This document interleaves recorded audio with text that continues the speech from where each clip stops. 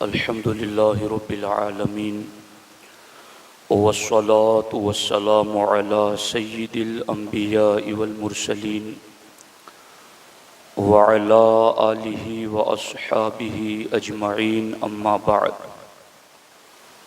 قال النبي صلى الله تعالى عليه وآله وسلم: المسلم من سلم المسلمون من لسانه ويده.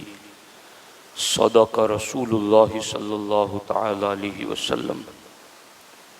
انتہائی احترام و عقیدت کے ساتھ حضور سید المرسلین، خاتم الانبیاء، شفیع المذنبین، رحمت للعالمین، خاتم المعصومین، راحت العاشقین، صلی اللہ تعالی علیہ وآلہ واصحابہ وبارک وسلم کی بارگاہ میں اپنی غلامی کا ثبوت دیں، اور جس طریقے سے میں پڑھا ہوں میرے ساتھ مل کر حضور دل کے ساتھ نذران محبت پیش کریں.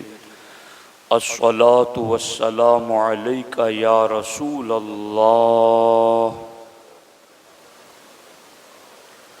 الصلاۃ والسلام علیک یا حبیب اللہ،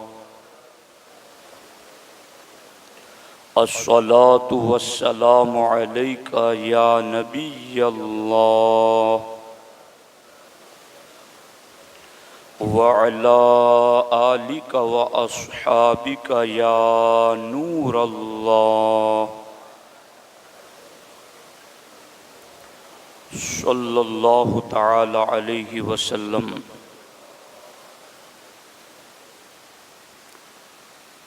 دوستان محترم، ہمارے آقا حضور سید المرسلین صلی اللہ علیہ وآلہ وسلم چند لوگ بیٹھے ہوئے تھے، ان کے پاس جا کر کھڑے ہو گئے اور اللہ کے رسول صلی اللہ علیہ وآلہ وسلم نے ارشاد فرمایا: الا اخبرکم بخیرکم من شرکم، کیا میں تمہیں نہ بتاؤں کہ بھلا انسان کون ہے اور برا کون ہے؟ فسکتوا، تو سارے حاضرین خاموش ہو گئے. اللہ کے رسول صلی اللہ علیہ وآلہ وسلم نے بار دیگر ارشاد فرمایا: الا اخبرکم بخیرکم من شرکم، کیا میں تمہیں اس بات کی خبر نہ دوں کہ تم میں بھلا کون ہے اور برا کون ہے؟ فسکتوا، تو سارے لوگ خاموش رہے، یہاں تک کہ ہمارے نبی علیہ الصلاۃ والسلام نے 3 مرتبہ یہ بات ارشاد فرمائی. فقال رجل، تو ایک شخص نے بارگاہ رسالت علی صاحبہ الصلاۃ والسلام میں عرض کیا: بلا یا رسول اللہ صلی اللہ علیہ وسلم، اخبرنا بخیرنا من شرنا، اے اللہ کے رسول صلی اللہ علیہ وسلم، آپ ہمیں ضرور بتائیں کہ ہم میں بھلا کون ہیں اور برا کون ہیں. اب یہاں یہ حدیث پاک میں اس نیت سے سنا رہا ہوں کہ میں بھی اپنے آپ میں غور کروں، اور آپ میں سے ہر شخص اپنے اپنے حوالے سے غور کریں کہ کیا ہم اپنے نبی کے بتائے ہوئے فرمان کے مطابق بھلے انسان ہیں یا برے انسان ہیں. ہماری حیثیت کیا ہے؟ ہم اپنے نبی کے حکم کے مطابق اپنے آپ میں غور کر لیں. جب پوچھنے والے نے پوچھا کہ حضور آپ ہمیں ضرور بتائیں کہ ہم میں بھلا کون ہیں اور برا کون ہیں، تو ہمارے نبی صلی اللہ علیہ وآلہ وسلم نے ارشاد فرمایا: خیرکم من یرجا خیرہ وَيُؤْمَنُ شَرُّهُ۔ اللہ کے رسول صلی اللہ علیہ وسلم نے ارشاد فرمایا، تم میں بھلا وہ شخص ہے جس سے خیر کی امید کی جائے اور اس کے شر سے اطمینان کیا جائے۔ یعنی تم میں بھلا شخص وہ ہیں جس کے حوالے سے لوگ یہ امید رکھیں کہ اس سے مجھے جو بھی پہنچے گا بھلا ہی پہنچے گا، یہ میرا برا نہیں چاہے گا، اور اس کی طرف سے برائی پہنچے اس سے بندہ مطمئن ہو، نہیں یہ بندہ میرا برا نہیں چاہتا اور اس کی طرف سے میرا برا نہیں ہوگا۔ ہمارے نبی فرماتے ہیں اگر تمہاری طرف سے لوگوں کو خیر ہی کی امید ہو اور تمہاری طرف سے شر اور برائی پہنچے اس سے لوگ مطمئن ہو تو فرماتے سمجھ جاؤ کہ تم بھلے انسان ہو۔ اور ہمارے نبی علیہ السلام ارشاد فرماتے آگے وَشَرُّكُمْ مَن لَا يُرْجَى خَيْرُهُ وَلَا يُؤْمَنُ شَرُّهُ، تمہارا برا شخص وہ ہے جس سے خیر کی امید نہ کی جائے اور اس کے شر سے انسان مطمئن بھی نہ ہو، کہ اس کے حوالے سے جب کوئی سوچے تو کہے نہیں یار یہ تو اللہ اس کے شر سے بچائے، اس سے تو کوئی خیر کی امید ہی نہیں۔ ہمارے نبی علیہ السلام فرماتے اگر کوئی تم سے خیر کی امید نہ رکھے اور تمہارے شر سے لوگ مطمئن نہ ہو تو وہ شخص تم میں برا شخص ہے۔ اس حدیث کی شرح کرتے ہوئے حکیم الامت مفتی احمد یار خان نعیمی علیہ الرحمہ اپنی کتاب میرات المناجہ میں ارشاد فرماتے ہیں یعنی قدرتی طور پر لوگوں کے دلوں میں اس کی طرف سے اطمینان ہو کہ یہ شخص کسی کو تکلیف نہیں دیتا، ہو سکتا ہے تو خیر ہی کرتا ہے، تو یہ بندہ تم میں بھلا بندہ ہے، بھلا انسان، اچھا انسان ہے۔ اور مفتی احمد یار خان نعیمی ارشاد فرماتے ہیں کہ قدرتی طور پر لوگ اس سے ڈرتے ہوں کہ یہ شخص خطرناک ہے، اس سے بچو، اس سے خیر نہ پہنچے گی بلکہ اس سے شر یعنی برائی ہی پہنچے گی، تو وہ شخص تم میں برا شخص ہے، برا انسان ہے۔ اب اس ترازو پر ہم اپنے آپ کو پرکھ لیں کہ ہماری طرف سے کیا لوگوں کی جان، مال، عزت، نسب اور لوگوں کا اخلاق اور لوگوں کے معاملات ہماری طرف سے محفوظ اور مطمئن ہیں کہ نہیں ہیں۔ ہماری زندگی کی صبح سے شام اور شام سے صبح تک ہم کاروبار کریں، پڑوسیوں کے ساتھ، رشتہ داروں کے ساتھ معاملات کریں، کھیتی باڑی کریں، کسی کے یہاں مزدوری کریں یا کسی فیکٹری یا دکان کا مالک ہوں، زندگی کے جس شعبے سے بھی مسلمان جڑا ہوا ہے اپنے اس شعبے میں وہ یہ غور کر لیں کہ کیا مجھ سے خیر پہنچتی ہیں اور میرے شر سے لوگ مطمئن ہیں۔ اگر ایسا ہے تو وہ بھلا انسان ہے، چاہے دنیا اس کو کچھ بھی کہتی رہے، نگاہ نبوت میں وہ بھلا انسان ہے، سرکار کی تعلیمات میں وہ اچھا انسان ہے۔ اور اگر کوئی ایسا ہے کہ جہاں چلتا ہے لوگوں کو شرارتیں پہنچاتا ہے، پڑوسیوں کو بھی، معاملات میں بھی، کاروبار میں بھی، تعلقات میں بھی، جہاں بھی ہو بس اس سے شر ہی شر پہنچتا ہے، خیر کی کوئی اس سے امید ہی نہیں رکھتا، دنیا لاکھ اس کے گن گائے اور دنیا لاکھ اس کی واہواہی کرے، ایسا بندہ دین، شریعت اور نگاہ نبوت میں اچھا انسان نہیں ہے، وہ برا انسان ہے۔ تو اب دیکھ لیجئے کہ ہمارے معاملات اس حوالے سے کیا ہیں۔ اس سلسلے میں حضرت سیدنا فضیل بن عیاض رضی اللہ تعالی عنہ نے ارشاد فرمایا کہ کتے اور سور کو بھی ناحق تکلیف دینا حلال نہیں، تو مومن اور مومنات کو تکلیف دینا کس قدر بدترین جرم ہے۔ یعنی کتے اور سور کو بھی بلا وجہ تکلیف دینا یہ حلال نہیں ہے، تو پھر مومن اور مومنات کو تکلیف دینا کس قدر بدترین جرم ہے۔ اور عام طور پر مسلمانوں کو اس کا لحاظ نہیں ہے کہ ہمارے کس عمل سے اور ہماری کس بات سے کس مومن کو تکلیف پہنچ رہی ہے۔ اگر سننے والوں میں سے ہر شخص اپنے اپنے اعتبار سے یہ کنفرم کر لے اور اس پر پکا عہد کر لیں کہ ہمارے نبی نے جب ہمیں کہہ دیا ہے کہ تم میں بھلا انسان وہ ہیں کہ جس کے شر سے لوگ محفوظ رہیں اور اس کی طرف سے خیر ہی خیر لوگوں کو پہنچے، اگر ہر شخص اپنے نبی کے اس فرمان پر عمل کرنا شروع کر دے تو میں سمجھتا ہوں کہ شروعات فرد سے ہوتی ہے، ایک شخص سے ہوتی ہے۔ اگر ہر کوئی یہ سمجھنے لگے کہ میرے اکیلے کرنے سے کیا ہوتا ہے، سب تو عمل کرتے نہیں ہیں، اگر یہ شروع کر دے کہ میں کروں گا تو دوسرے بھی کریں گے، تو انشاءاللہ الرحمن اگر کانٹے ہر کوئی اٹھانا شروع کر دے گا تو پھر چلنا آسان ہوگا، اور ہر کوئی ہی کانٹے بچھائے گا تو چلنا ہر ایک کے لیے مشکل ہوگا۔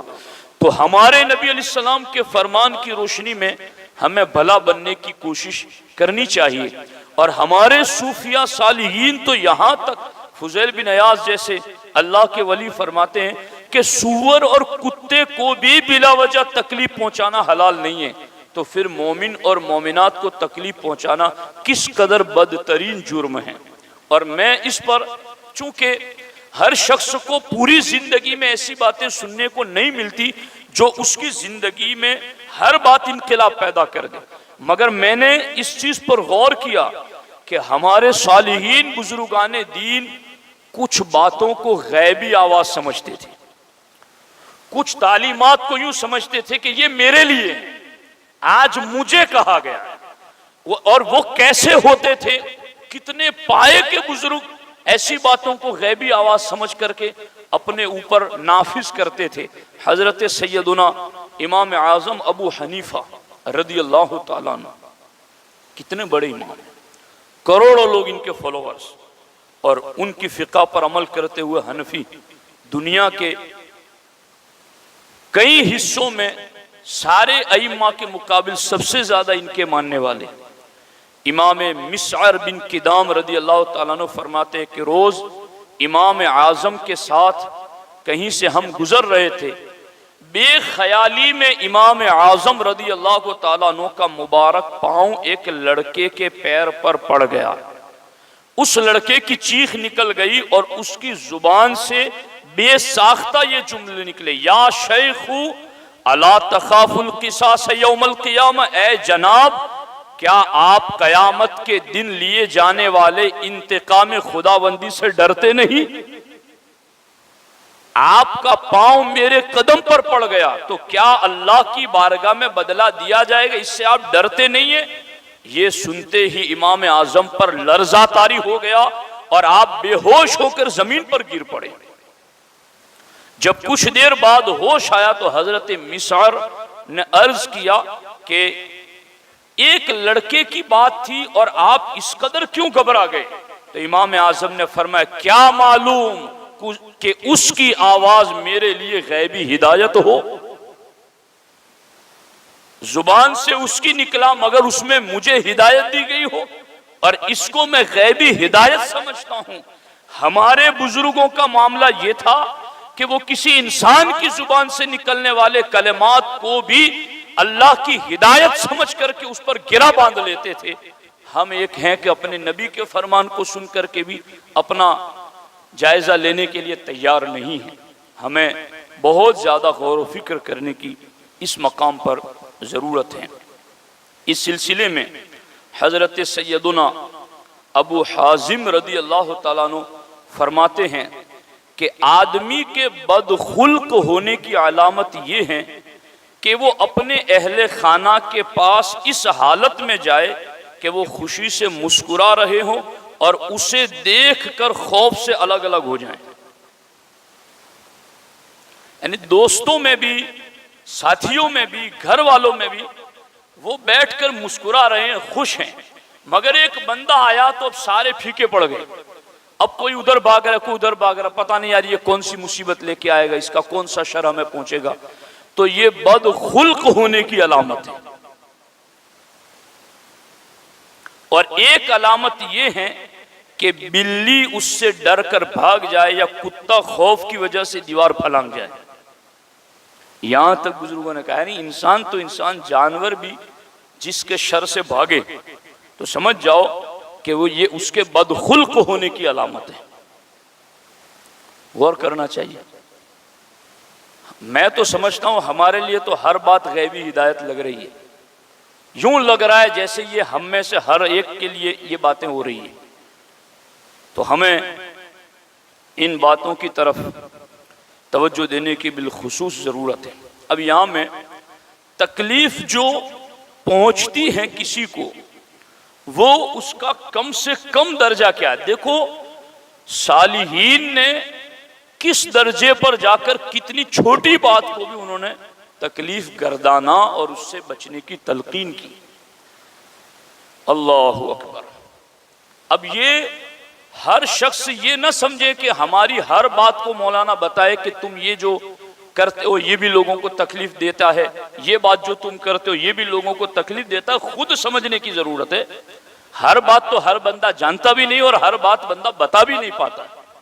وہ خود ہمیں سوچنے کی ضرورت ہے کہ ہم سے ہمارے پڑوسیوں کو کیا تکلیف ہے، جس راستے پر ہم رہتے اس راستے سے گزرنے والوں کو ہم سے کیا تکلیف ہے، اور بہت ساری باتیں. ہمارے کھیت ایک دوسرے سے ملے ہوئے ہیں تو اس کے کھیت سے ہمیں کیا نقصان ہے اور اس سے ہمیں کیا تکلیف پہنچتی ہے، یہ ہر شخص اپنے حوالے سے بہتر جان سکتا ہے. حضرت علامہ ابن الحاج مکی علیہ رحمہ فرماتے ہیں کہ ایک بزرگ اپنے اصحاب یعنی ساتھیوں کے ساتھ گندم کے کھیت کے پاس سے گزرے. گیہوں کا کھیت تھا، وہاں سے گزرے تو ان کے ساتھ جانے والے ایک شخص نے گندم کی بالی کو چھوا. صرف گیہوں کی بالی کو صرف چھوا اور فوراً ہاتھ ہٹا لیا. بالی توڑی نہیں، صرف ہاتھ لگایا، چھوا اور ہٹا لیا. بزرگ نے یہ منظر دیکھ لیا اور اسے حکم فرمایا کہ کھیت کے مالک سے اس معاملے کو معاف کرواؤ. کھیت کے مالک سے اس معاملے کو معاف کرواؤ. اس شخص نے عرض کیا حضور گندم کی بالی تو اسی طرح موجود ہیں، میرے ہاتھ لگانے سے اس میں کوئی کمی تو نہیں آئی، بالی ٹوٹ تو نہیں گئی. تو اس بزرگ نے ارشاد فرمایا تمہارا کیا خیال ہے اگر 1000 یا اس سے زیادہ لوگ یہاں سے گزریں اور سب تمہاری طرح اسے ہاتھ لگائیں تو کیا اسے نقصان پہنچے گا؟ تو انہوں نے جواب دیا اگر 1000 یا اس سے زیادہ بندے اس کو ہاتھ لگا کر جائیں تو اس کو نقصان پہنچے گا ہی. تو اس بزرگ نے ارشاد فرمایا کہ تم نے جو کیا ہے وہ اس 1000 بندوں کے ہاتھ لگانے سے جو نقصان والا ظلم ہوگا، اس میں ایک مرتبہ ہاتھ لگانے سے تمہارا بھی حصہ آ گیا.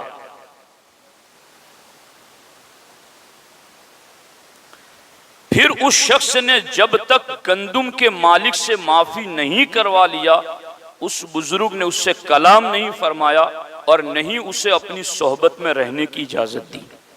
جاؤ جا کر معاف کراؤ اور پھر ہماری صحبت اور سنگت تمہیں میسر آ سکے گی. تو دوستان محترم، ہم صالحین کے ماننے والے ہیں، ہم اولیاء اللہ کے ماننے والے ہیں. ان کی زندگیاں کس طریقے سے گزری ہیں وہ ہمارے سامنے ہیں کہ یہ اتنی چھوٹی بات کہ 1000 بندے ہاتھ لگائے اور بالی ٹوٹ جاتی تو اب 1000 میں ایک تم بھی تو ہو، تو اس 1000 سے جو نقصان پہنچا تو اس میں ایک تمہارا بھی حصہ ہو گیا. اب تم جا کر کے اس باغ کے مالک سے معافی کراؤ. آخر غوث پاک کے والد محترم کی وہ بات آپ نے 12 سنی ہوگی.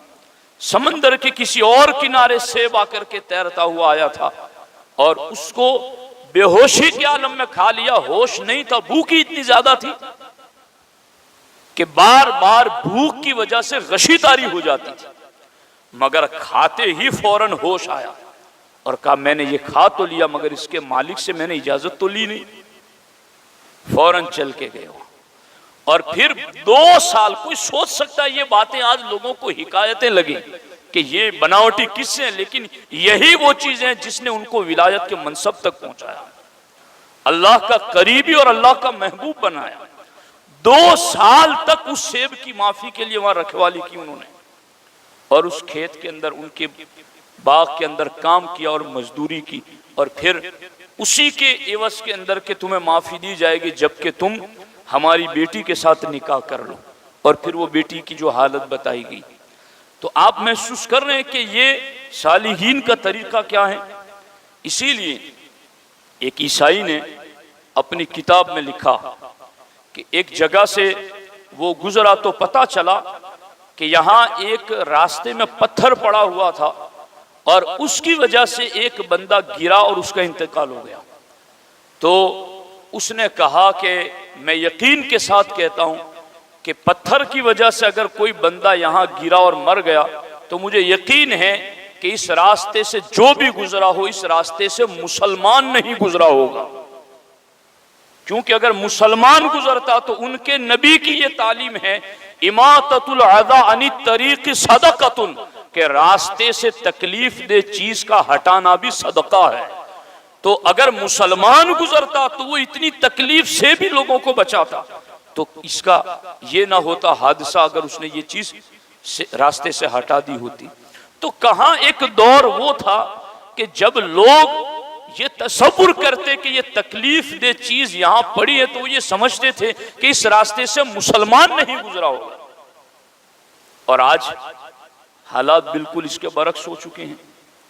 اقبال نے اسی لیے کہا تھا کہ میں یورپ گیا تو میں نے اسلام دیکھا مگر مسلمان نہیں تھے، اپنے ملک آیا تو میں نے مسلمان دیکھے مگر اسلام نہیں دیکھا۔ تو ہمارا دین، ہمارا مذہب، ہمارے مذہب کی تعلیمات یہ ہیں۔ اسی لیے ہمارے نبی علیہ السلام نے مسلمان کی تعریف کی کہ مسلمان ہے کون، تو سرکار نے یہی فرمایا المسلم من سلم المسلمون من لسانہ و یدہ، کہ مسلمان وہ ہیں جس کی ہاتھ اور زبان سے دوسرے مسلمان محفوظ رہیں، کہ اس کی ہاتھ سے، اس کی زبان سے، من لسانہ و یدہ، اس کی زبان سے اور اس کے ہاتھ سے دوسرے مسلمانوں کو تکلیف نہ پہنچے۔ تو دوستان محترم، اس سلسلے میں ہمیں خوب اپنے آپ کا جائزہ لینے کی ضرورت ہے کہ ہمارے آقا حضور سید المرسلین صلی اللہ علیہ وآلہ وسلم نے ہمیں جو پیغام دیا ہے، ایک مسلمان نام سنا جائے نا، جو یہ بھی غور کرنے والی بات، مسلمان کا معنی ہی ہے سلامتی والا، مسلمان کا معنی ہی ہے سلامتی والا، یعنی اس کا ہر معاملہ سلامتی سے جڑا ہوا ہے۔ ہمارے مذہب کی تعلیمات بھی آپ دیکھیں، ہم ایک دوسرے سے ملتے ہیں السلام علیکم، سامنے والا جواب دیتا ہے وعلیکم السلام۔ یہ ایک رسم صرف اس حیثیت سے نہیں کہ آپ کے مذہب میں بس یہ سکھایا گیا کہ ملنا ہے تو بس سلام کرنا ہے، اس کے تقاضے ہیں کچھ۔ یہ ایسا نہیں کہ بس لفظ بول کر رسپیکٹ کرنا اور باقی پیچھے کوئی مطلب نہیں، جیسے کہ کسی نے گڈ مارننگ کہہ دیا، کسی نے گڈ مارننگ کہہ دیا تو اب اس کا کوئی مطلب نہیں ہے، بس ایک کی رسپیکٹ کر لی، خوش کر دیا، بات ختم۔ اسلام ایسا سلام نہیں سکھاتا کہ بس رسپیکٹ ہو گئی بات ختم۔ سلام کا مطلب یہ ہے کہ میں نے جب تمہیں کہہ دیا السلام علیکم تو سامنے والا بندہ مطمئن ہو گیا، جس نے مجھے سلام کر دیا اب اس کی طرف سے میری جان مال اور عزت محفوظ ہو گئی، اب اس کی طرف سے مجھے خوف نہیں، اس کی طرف سے مجھے خطرہ نہیں ہے۔ اب وہ کتنا دین سے دور ہے جو تکلیف پہنچانے کے لیے سلام کرتا ہے، کہ میں سلام کر کے قریب جاؤں پھر تکلیف پہنچاؤں۔ سامنے والا بندہ اس کے سلام و کلام سے مطمئن ہے کہ یہ چونکہ سلام کر رہا ہے، یہ تو ہر گھڑی میرا ملنے والا ہے، یہ مجھے سلامتیاں دے رہا ہے تو یہ مجھے کیسے نقصان پہنچائے گا۔ وہ آ ہی اس جہت سے رہا ہے کہ سلام کر کے قریب جاؤں پھر نقصان پہنچاؤں۔ وہ کس قدر تعلیمات سے دور ہیں اور اسلامی نور سے محروم ہیں۔ اس لیے دوستان محترم، بعض باتیں ایسی ہوتی ہیں غیبی آواز، بس سمجھ لو اس بات، کہ یہ ہمارے لیے کوئی غیبی ہدایت ہے، اس میں ہمارے لیے اس میں پیغام ہے، ہم مسلمان ہیں، مسلمان بن کے جئیں، لا تموتن الا وانتم مسلمون، نہ مرنا مگر اس حالت میں کہ تم مسلمان ہو۔ یہ انبیاء کرام کی تعلیمات قرآن میں موجود ہے۔ اس حالت میں دنیا سے جاؤ کہ تم مسلمان ہو، اور مسلمان کا مطلب کیا؟ من سلم المسلمون من لسانہ و یدہ، کہ جس کی زبان اور ہاتھ سے دوسرے مسلمان محفوظ ہو۔ تو یہ ہمارے اسلام کی پاکیزہ تعلیمات ہیں، اس پر توجہ دیں، اس کو بار بار سنیں اور اپنے ذہن و دماغ میں دہرائیں، اور جو کچھ کمیاں میں اپنے آپ میں غور کرتا ہوں آپ اپنے آپ میں غور کیجیے۔ ہم میں سے جہاں جہاں جس سے کسی مسلمان کو تکلیف پہنچ رہی ہے، اللہ کی بارگاہ میں توبہ کریں، باز آ جائیں، اور اپنا وجود ایک خیر والا وجود بنائیں، کہ ہم سے بس لوگ دیکھیں تو بس لوگ یہ مطمئن رہیں کہ یہ آیا ہے، اس سے ہمارا دین محفوظ رہے گا، اس سے ہمارا مال محفوظ رہے گا، اس سے ہماری جان محفوظ رہے گی، اس سے ہمارا نسب محفوظ رہے گا، اس سے ہماری عقل محفوظ رہے گی، اس سے ہماری ان چیزوں میں سے کسی کو کوئی تکلیف نہیں پہنچے گی، بس ایسے مسلمان بن جائیں۔ تو اس کی کوشش کریں، اللہ رب العزت ہم سب کو اس پر عمل کی توفیق عطا فرمائے انشاءاللہ الرحمن۔ آپ جانتے ہیں پوسٹر بھی لگایا، گزشتہ جمعہ کو بھی اعلان ہوا ہے، ایک روحانی علمی سنی اجتماع دایادرہ کی سرزمین پر آج ہونے جا رہا ہے۔ ایسا نہ ہو کہ چراغ تلے اندھیرا، اس لیے میری آپ سے درخواست ہے کہ سنی اجتماع عشاء کی نماز کے بعد انشاءاللہ جتنا ہو سکے گا اتنا جلد شروع کر دیا جائے گا انشاءاللہ الرحمن۔ مفتی صابر صاحب قبلہ کے سوالات و جوابات کی بھی نشست ہوگی، تو آپ سے درخواست ہے کہ آپ 9 بجے کے قریب ہی نوجوان بزرگ عورتوں کے لیے بھی بیٹھنے کا انتظام کیا گیا ہے، تو آپ خود بھی آئیں، اپنے دوست احباب کو بھی لائیں، اپنے گھر کی عورتوں کو بھی پہنچائیں۔